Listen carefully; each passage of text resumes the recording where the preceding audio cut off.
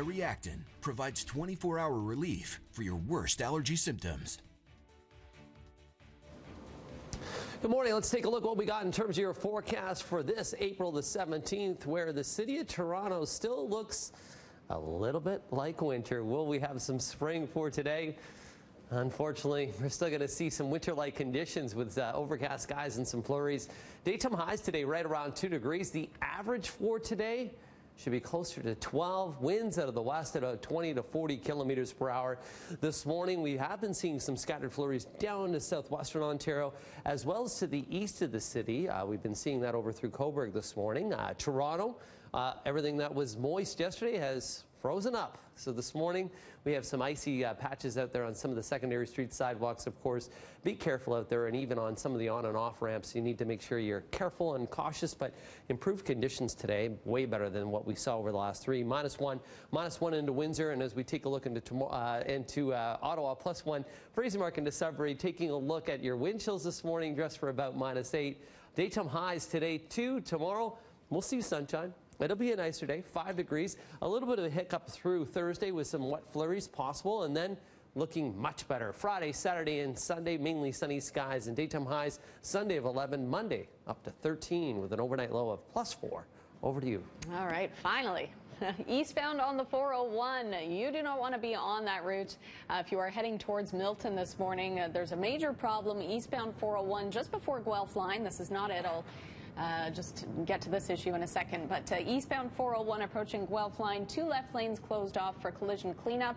That backup starts, and it is solid from Highway 6 South all the way over. I can show you those drive times right now on the eastbound 401, about an hour and a half to get through that. So you want to bail off at Highway 6 South, if not beforehand. You can take Campbellville Side Road. That's just south of the 401, and then rejoin at Guelph Line. That will save you a lot of the time. As well, if you're going to be traveling north of the 401, then you can use Highway 34 as your alternate route. Eastbound QEW, that's in much better shape, and then the southbound 400, barely seeing any delays just yet. Okay, so this issue is on the westbound 401. Just as you're coming up to Yonge in the Express, and that right lane is blocked off, all because of that stalled tanker truck right there. But they do have a heavy tow on the scene, so hopefully it's out of there soon. But that backup starts as you approach the 404, more so in the express lanes. If you use the collectors, you'll save yourself a little bit of time there. All right, that's a look at your drive. I'll send it back to you, Mel. Well, home ice, a welcome sight for the Maple Leafs against the Bruins. After losing the first 2 playoff games in Boston, it was good to hear some cheers from fans at the ACC. All right, second period, tied at 2. Nylander passes to Matthews, and he snaps it in to give the goal Buds a 3-2 lead. Third period now. Leafs on a 2-on-1. Marleau fires and scores. That is his second goal of the game, and makes it 3-2 Leafs. That's how it's going to finish. Bruins lead the series 2-1. Next game is happening Thursday night at the ACC. Well, it was a pretty disappointing day for Jays fans yesterday. The game against the Kansas City Royals had to be postponed. It was all because of this. Chunks of ice falling from the CN Tower, damaging the roof of the Rogers Center. That hole measuring about 3 feet by 5 feet, and on the field there were some large tarps here protecting the surface from that heavy rain. And then some of this video here from one of our viewers, you can see a couple of the guys repairing this roof, and they've been working really hard at it. The good news for fans today, game is happening. It is a doubleheader. All of the roads and walkways around the CN Tower have now reopened, and that is thanks to all the workers who've been spending the night manually clearing all the ice away. Well, we are learning more about the latest identified victim of alleged serial killer Bruce McArthur. Kirushna Kumar Kanagaratnam came from Sri Lanka on board a migrant ship as one of nearly 500 asylum seekers. Kanagaratnam arrived here in Canada seeking safety from a civil war. He was on board the MV Sunsea on August 12, 2010 when they arrived in BC. He later settled in Scarborough. Yesterday, police identified him as the 8th alleged victim of McArthur. His remains were one of those found inside a planter on Mallory Crescent. A public celebration of life today for 4 Humboldt Broncos tragically killed in a bus crash earlier this month in Saskatchewan.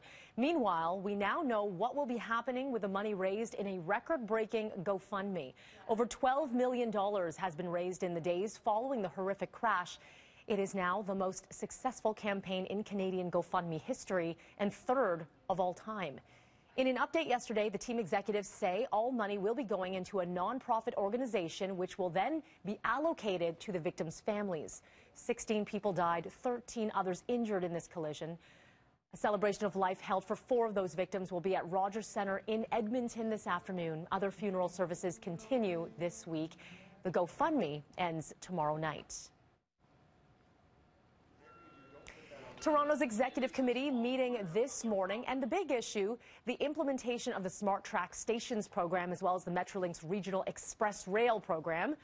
A recent city report recommending up to $268 million in additional spending for station infrastructure as part of the mayor's transit plan.